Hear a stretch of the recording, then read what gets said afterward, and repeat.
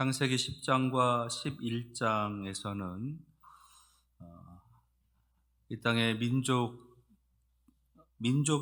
민족과 나라가 어떻게 시작되었는지에 대해서 우리에게 알려줍니다. 10장에서는 노아의 세 아들, 그러니까 야벳, 함, 셈이라고 하는 이 세 아들의 자손들이 어떻게 번성하게 되었는지, 그리고 그들이 어떻게 민족과 나라를 이루었는지에 대해서 기록해 주고 있는데, 먼저 야벳의 아들들에 대해서는 창세기 10장 5절 말씀에 여러 나라와 백성들로 나뉘어서 각기 언어와 종족과 나라에도 바닷가의 땅에 머물렀더라 라고 기록하고 있습니다. 또 함의 아들들에 대해서는 10장 20절에 각기 족속과 언어와 지방과 나라대로였더라. 또 셈의 아들들에 대해서는 31절에 그 족속과 언어와 지방과 나라대로였더라 라고 기록하면서 공통적으로 각기 족속, 언어, 지방, 나라 이러한 모습으로 자손들이 그렇게 번성되어져 갔다라고 하는 것을 알려주고 있습니다. 그러니까 노아와 그의 아들 한 가정으로 하나님께서는 새로운 인류를 시작하셨는데, 그 인류가 이제 전 세계에 흩어져 있는 수많은 민족과 나라들을 이루는 그 시작점이 되었다라고 하는 것을 밝혀주고 있는 겁니다. 이렇게 이 민족과 나라가 이 땅에 이루어지게 됩니다. 물론 이 모든 것이 하나님께서 이루어 가시는 모습이셨습니다. 그리고 하나님께서 그것을 이루어 가시는 과정 속에 바벨탑이라고 하는 그 사건이 등장을 하게 됩니다. 물론 이 바벨탑이라고 하는 사건은 하나님을 대적했었던 모습으로 나타나서 하나님께서 그들을 흩으시는 모습으로 그렇게 이끌어 가시는, 그러니까 하나님께서 노아의 방주를 통해서 노아의 가정을 구원했지만 홍수를 통해서 모든 인류를 멸하게 하셨던 그 방법이 아닌, 이제는 흩으심이라고 하는 방법으로 하나님의 뜻을 펼쳐 가시는 모습을 보여주고 있는 겁니다. 그 중심에 노아의 가정이 있다라고 하는 것, 노아와 그의 세 아들, 그 세 아들이 하나님의 그 거룩함을 드러내는, 하나님께서 펼치시고자 하시는 새로운 역사를 이루어 가고 있는 그 과정을 보여주고 있는 것이 창세기 10장 11장인데, 그들 그 새로운 역사를 써내려가는 그 모습에서 가장 큰 장애물이 되었던 사건이 바벨탑 사건이었다라고 하는 것을 보여주고 있는 겁니다. 그래서 하나님께서는 그 많은 일들, 많은 사건들 중에서 이 바벨탑 사건을 우리에게 보여주시면서 하나님께서 그 사건을 통해서 우리 신앙인들에게 알려주고자 하시는 하나님의 메시지를 담고 있다는 겁니다. 바벨탑 사건을 통해서 우리들에게 주시고자 하시는 하나님의 메시지, 그 교훈의 메시지, 첫 번째는요, 하나됨의 이유를 잊지 말고 회복하라라고 하는 메시지입니다. 하나 되게 하셨던 그 하나됨의 이유를 잊지 말고 회복하라라고 하시는 말씀이십니다. 1절 말씀을 보니까 온 땅에 언어가 하나고 말이 하나였다 기록하고 있습니다. 그게 처음 시작하셨던 모습이라는 거예요. 처음 시작하셨을 때는 언어도 하나고 말이 하나였다. 그래서 하나된 말로 서로 의사를 소통할 수 있고 뜻을 전할 수 있고 자신의 마음도 표현할 수 있고, 그래서 소통하는데 전혀 어려움이 없었다라고 하는 것, 하나 되는데 전혀 어려움이 없었다라고 하는 것을 보여주고 있는 겁니다. 한 몸으로 하나됨으로 그 노아의 가정을 통해서 그렇게 시작하셨다라고 하는 것. 그것은 우리 가정의 모습 속에서도 그대로 또 적용해 볼 수가 있는 거예요. 하나님께서 우리의 가정을 시작하셨을 때 한 몸으로 시작을 하십니다. 한 몸이라는 것은 한 마음 한 뜻으로 시작하신다라고 하는 의미가 담겨져 있는 거지요. 아담과 하와라고 하는 한 남자와 한 여자, 이 둘이 하나님께서 맺어주심을 통해서 가정을 이제 시작하게 되었다라는 겁니다. 그렇게 가정을 시작하게 하셔서 하나님께서는 이 아담과 하와를 통해서 생육하고 번성하고 충만하고 정복하고 다스리는 그런 복을 그들에게 주시면서 그들을 통해서 많은 이들이 번성하게 이끌어 가시려고 하시는 그 뜻을 가지고 남자와 여자를 한 몸을 이루는 가정이라고 하는 그 모습으로 출발하게 하셨다라는 겁니다. 하나님께서는 이렇게 하나 되는 모습으로 시작하셨고 하나 되는 모습으로 새로운 역사를 또 한 번 펼쳐가고 계시다라는 거예요. 왜 그렇게 하나됨의 모습으로 그렇게 펼쳐 가시느냐? 그것은 하나됨의 모습 속에 담겨져 있는 하나님의 뜻이 있기 때문이라는 겁니다.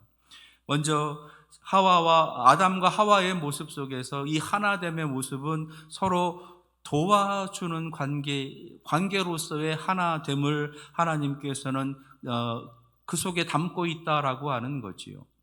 아담에게 하와를 보내주시면서 돕는 배필이다 그랬습니다. 비단 하와가 아담만 도와주는 것이 아니라 아담도 마찬가지로 하와를 도와주게 되는, 서로 도와주게 되는 도움의 존재, 그만큼 인간의 불완전함에 대해서 서로 보완해 줄 수 있는 모습으로 온전함으로 완전함으로 그렇게 나아가게 하시기 위해서 하나님께서는 하나됨의 모습으로 그렇게 그 가정을 시작하셨다는 거예요. 우리의 가정도 우리의 공동체도 마찬가지로 처음 시작했을 때는 그 하나됨의 모습으로 시작을 했다는 겁니다. 서로 도와주는 관계, 도움의 존재들로 그렇게 하나 되게끔 하나님께서는 이끌어 주셨고 그렇게 시작하셨다는 거예요. 그것을 잊지 말고 회복하라는 겁니다. 도와주는 관계로서 지금 내 옆에 계시는 성도님이 계시다는 거예요.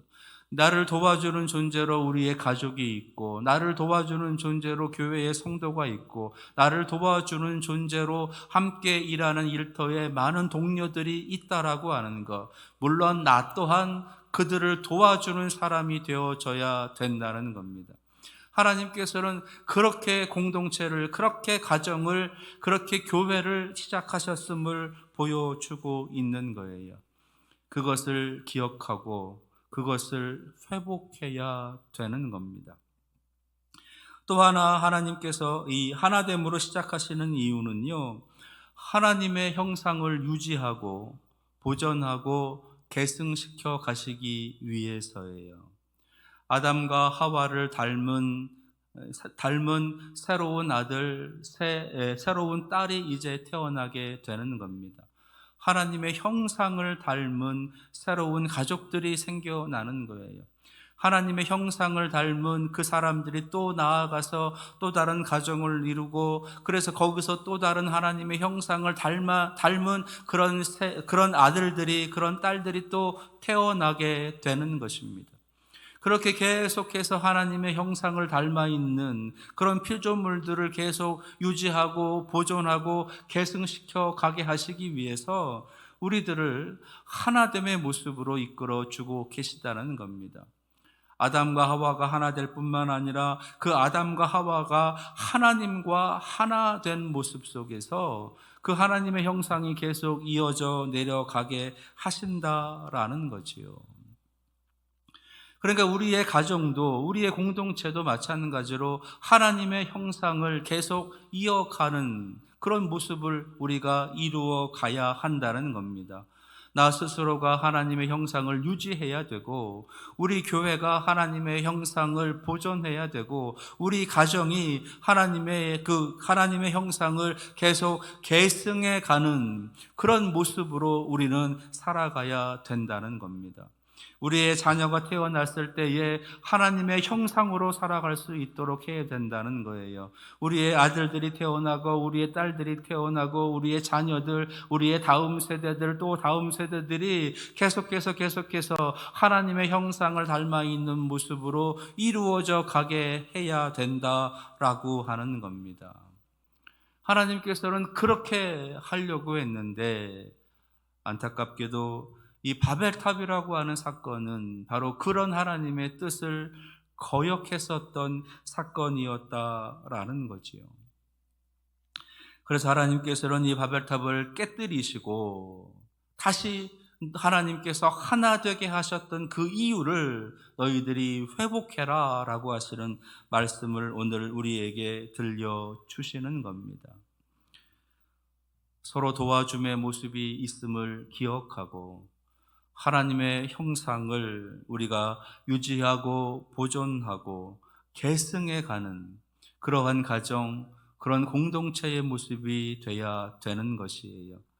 오늘 이런 은혜가 여러분들에게 임하시기를 축원합니다. 두 번째로 바벨탑 사건을 통해서 우리에게 주시는 교훈의 메시지는요, 탐욕과 교만의 유혹에 속지 말라는 거예요. 다시요, 탐욕과 교만의 유혹에 속지 말라라는 겁니다. 오늘 말씀 바벨탑을 쌓고 있는 사람들의 모습을 설명하고 있는 구절들이 있는데 3절, 4절, 6절에 있는 말씀을 좀 우리가 특별히 좀 볼 필요가 있겠습니다. 3절 말씀을 보면은요, 벽돌로 돌을 대신하고 역총으로 진흙을 대신한다라고 하는 구절이 있어요. 이 말은 뭐냐 하면, 돌보다 더 단단하게 견고하게 만들 수 있는, 우리가 필요한 모양대로 만들 수 있는 그런 돌보다 더 단단한 그런 건축 재료를 만들 수 있는 그런 기술이 이제 우리 이 사람들에게 있었다라는 겁니다. 그런 문명이, 그런 문화가, 그런 기술이 이들에게 있었다라고 하는 거예요. 그리고 역청으로 진흙을 대신한다라고 하는 것은 흙이라고 하는 재료가 아닌 또 다른 재료로 훨씬 더 견고하게 붙을 수 있고, 더 습기라든지 물 같은 것들이 들어오지 못하도록 완전하게 차단시켜 줄 수 있는 그런 건축 재료들을 만들 수 있는, 마찬가지로 그런 지식과 그런 기술이 있었다는 겁니다.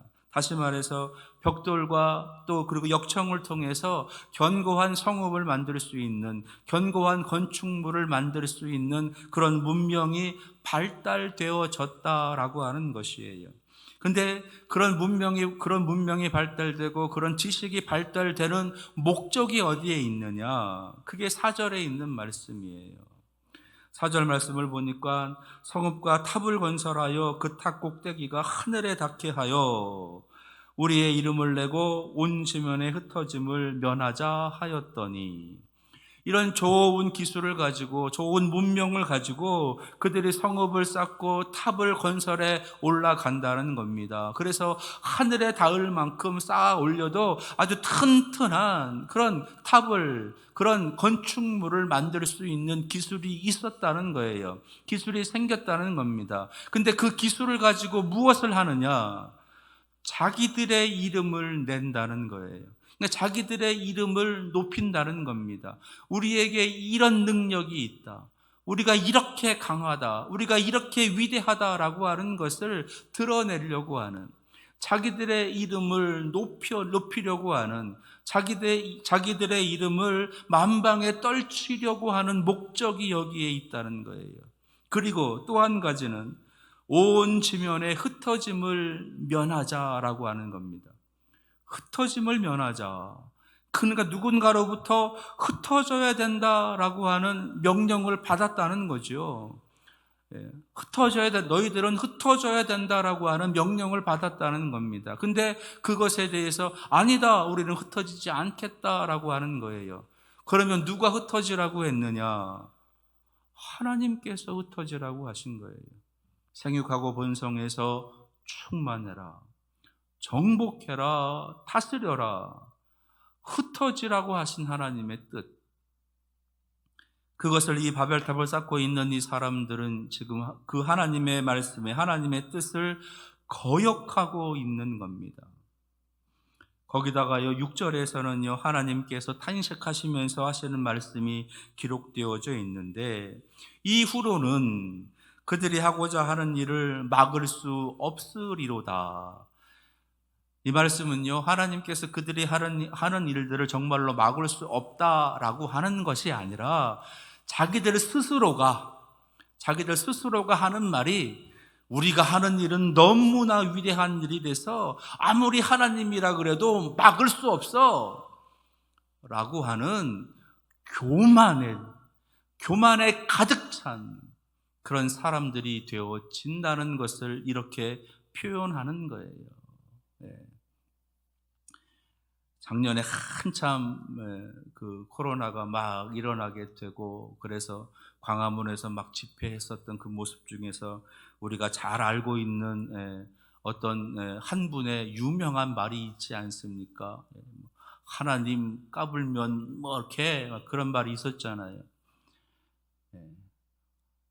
자기한테 까불면 하나님이 자기한테 까불면 안 된다는 거예요. 그런 말을 그렇게 드러낸 사람도 있었습니다. 예. 지금 바벨탑을 쌓고 있는 사람들이 꼭 그런 거예요. 우리가 쌓은 건축물은 하나님이라 그래도 무너뜨릴 수 없어. 하나님이라 그래도 도저히 우리를 이길 수 없어 라고 하는 그런 교만의 엄청난 극치에 올라가져 있는 그 모습, 아니 오히려 하나님보다 더 위에 올라가 있는 모습을 이렇게 표현해 주고 있는 겁니다. 그들의 탐욕, 그들의 교만. 근데요, 세상은요, 이렇게 되는 것을 성공이라 그래요. 이렇게 되는 것을 성공이라고 한다고요. 높이 올라가는 거, 제일로 올라가는 거, 성공이라고 하지요. 제일로 큰 부자가 되는 거, 엄청나게 많은 것을 가지고 있는 것, 성공이라고 합니다. 아주 강한 힘을 가지고 있는 자들, 권력을 가지고 있는 자들, 성공했다고 하잖아요. 높은 곳에 올라가고 많은 것을 갖고 있고 강한 힘을 가지고 있는 그 모습 가리켜서 성공했다. 야, 너 성공했다. 너 성공했네. 그 말 속에는요, 은연중에 부러움이 담겨져 있는 거예요. 나도 그러고 싶다. 나도 그러고 싶다. 그래서 우리의 자녀들이 그렇게 돼야 된다고, 우리 자녀들에게 그걸 막 심어주고 강요하고, 너도 저렇게 되라, 너도 저렇게 돼야 된다. 예. 엄마의 한이다, 아빠의 한이다 막 그러면서 막 몰아붙이지 않습니까? 더 높이 올라가라고, 더 강해지라고, 더 많이 가져야 된다고, 어떻게든 더 물려주고 더 물려주고 싶어서. 왜요? 성공해야 되니까. 성공한 인생을 살아야 되니까. 그래서 자녀들에게 그렇게 다그치고 나 스스로도 그렇게 막 다그치면서 성공을 향해 살아가는 인생들을 살라고 그렇게 내몰고 있는 것 아니겠습니까? 근데요, 그 모든 것이, 이 바벨탑이 주는 교훈은요, 그 모든 것이 한순간이라는 거예요. 자기들이 아무리 쌓아 올리려고 해도 하나님께서 까탁 하시니까 어떻게 돼요? 다 끝나는 겁니다. 말도 안 통하고 뭔 소리를 하는지도 모르겠고 서로 싸워야 되고 갈라져야 되고 흩어져야 되는 상황이 되어져 버리게 되는 것이에요. 그래서 자기들이 쌓으려고 했었던 도시들을 다 그만둬야 되는, 그대로 멈춰버리게 되는 그런 상황이 만들어져 버리는 겁니다. 이 땅에 수많은 문화와 문명, 수많은 기술, 지식, 수많은 의학이 있어도 바이러스 하나가 몸에 들어오니까 그냥 스톱되는 거 아니겠어요? 전 세계가 울스톱. 비행기 하나 뜨지 못해서 어디 하나 마음대로 다니지도 못하고, 그게 우리 인생이라는 거예요. 성공이 아니고, 아무리 많이 가지면 뭐합니까? 아무리 높이 올라가 있으면 뭐합니까? 아무리 강한 힘을 가지고 있으면 뭐예요? 눈에 보이지 않는 바이러스 하나도 어쩔 수 없는 것이 그렇게 아무것도 아닌 우리의 모습인데, 우리는 자꾸 속고 있는 거예요. 교만에 속고, 탐욕에 속고, 성공에 속고. 바벨탑이 우리에게 주는 교훈은요, 그게 성공이 아니다라고 하는 것, 속지 말라라고 하는 겁니다. 오늘 이런 은혜가 여러분들에게 임하시기를 바랍니다. 여러분과 여러분들의 자녀들에게 정말로 내 인생에서 정말로 중요한 것이 무엇인가, 그것을 깊이 깨닫는 시간이 되시기를 바랍니다. 그러면 세 번째, 그러면 어떻게 해야 되겠느냐라고 하는 것, 그것이 이제 바벨탑 이 사건이 우리에게 주는 세 번째 교훈이 되는데요. 한번 따라 하시겠습니다. 순종으로 하나님의 영광을 나타내자. 순종으로 하나님의 영광을 나타내자. 이게 하나님께서 우리에게 원하시는 삶의 모습이라는 겁니다. 세상은 성공하는 인생이다라고들 이야기하지만 하나님은 성공이 아니라 순종을 원하신다는 거예요. 하나님께서 우리에게 원하시는 것은 성공이 아니에요. 하나님께서 우리에게 원하시는 것은 순종입니다. 그래서 우리가 아무리 많이 가져도, 우리가 아무리 높은 곳에 올라가도, 우리가 아무리 강한 힘을 가지고 있어도 아무 관심이 없으신 거예요.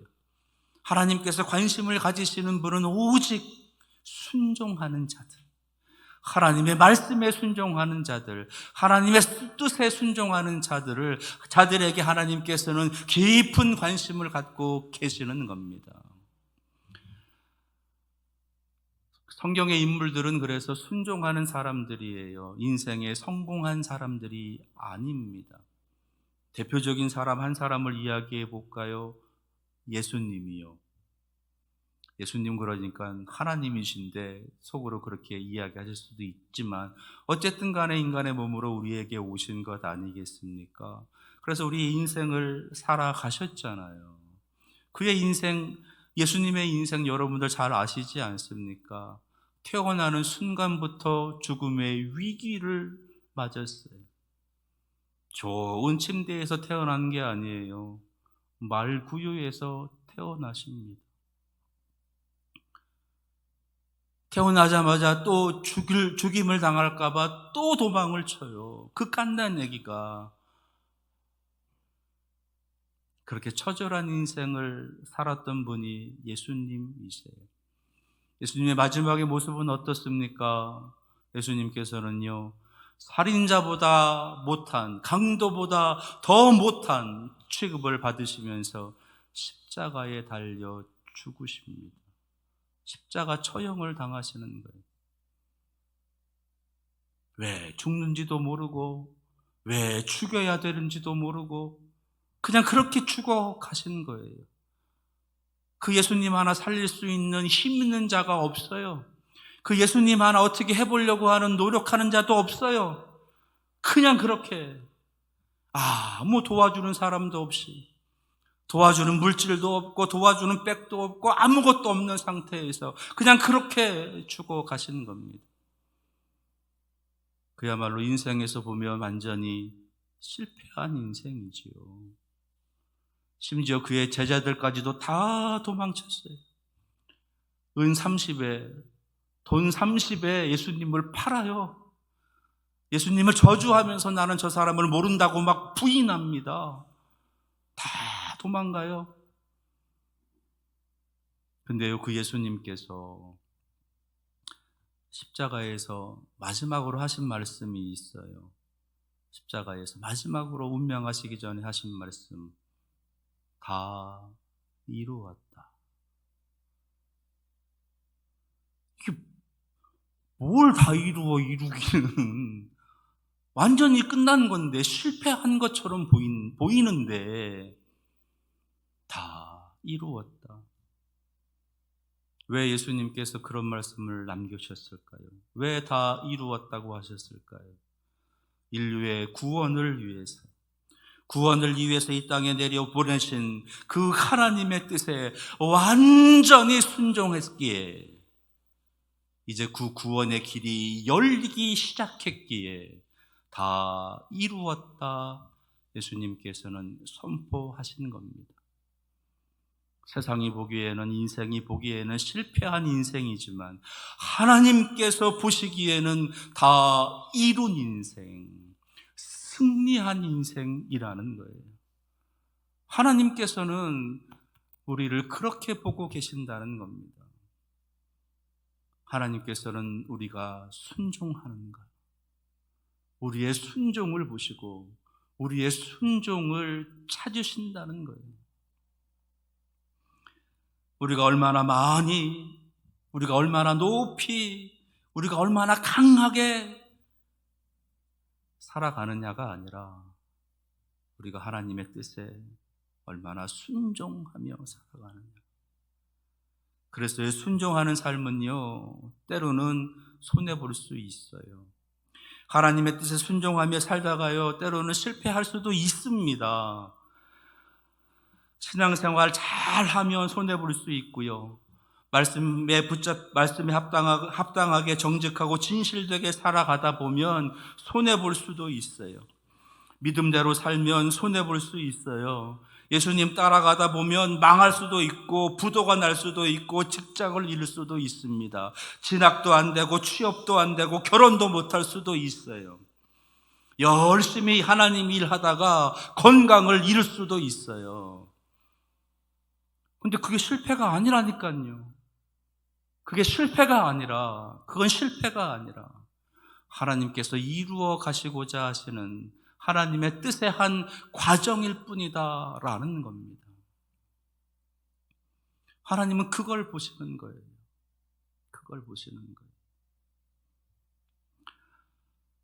세상이 말하는 실패의 자리에서도 하나님께서는 우리가 하나님께 순종하느냐, 그걸 보시는 겁니다. 비록 무화과 나무 잎이 마르고 포도 열매가 없어도, 감람나무 열매 그치고 논밭에 식물이 없어도, 우리의 양떼가 없어도 난 여호와로 즐거워하리. 하나님께서는 하나님을 향한 우리의 순종을 이렇게 보고 계시는 겁니다. 그리고 그 순종의 사람을 찾고 계세요. 그래서 그 다음 12장에 가시면 하나님께서 찾으시는 순종의 사람이 나타납니다. 그게 누구예요? 몰라요? 그건 다음 주에. 그 순종의 사람이 누구냐? 아브라함인 거예요. 그렇게 12장으로 넘어가는 겁니다. 자, 오늘 가정주일로 우리가 보내고 있습니다. 바벨탑 사건을 통해서 하나님께서 우리 가정이 다시 한번 이런 가정인지 아닌지 한번 돌아보라 라고 하시는 그런 말씀으로 오늘 바벨탑 사건에서의 교훈의 메시지를 우리에게 주십니다. 여러분들의 가정은 그 가정을 하나됨으로 시작하게 하셨던 그 이유를 잊지 않고 그것을 회복하고 있습니까? 두 번째는 탐욕과 교만이라고 하는 그 죄의 유혹에서 승리하고 있습니까? 그리고 세 번째, 순종함으로 하나님의 영광을 나타내고 있습니까? 여러분들의 가정이 하나됨의 이유를 잊지 않고 기억하며 회복하고, 그리고 모든 탐욕과 교만의 유혹에서 승리하는 그런 가정이 되시기를 축원합니다. 그리고 하나님을 향한 온전한 순종으로 하나님의 영광을 높여 드릴 수 있는 그런 여러분들의 가정이, 여러분들의 가족이 되시기를 축원합니다. 기도하겠습니다.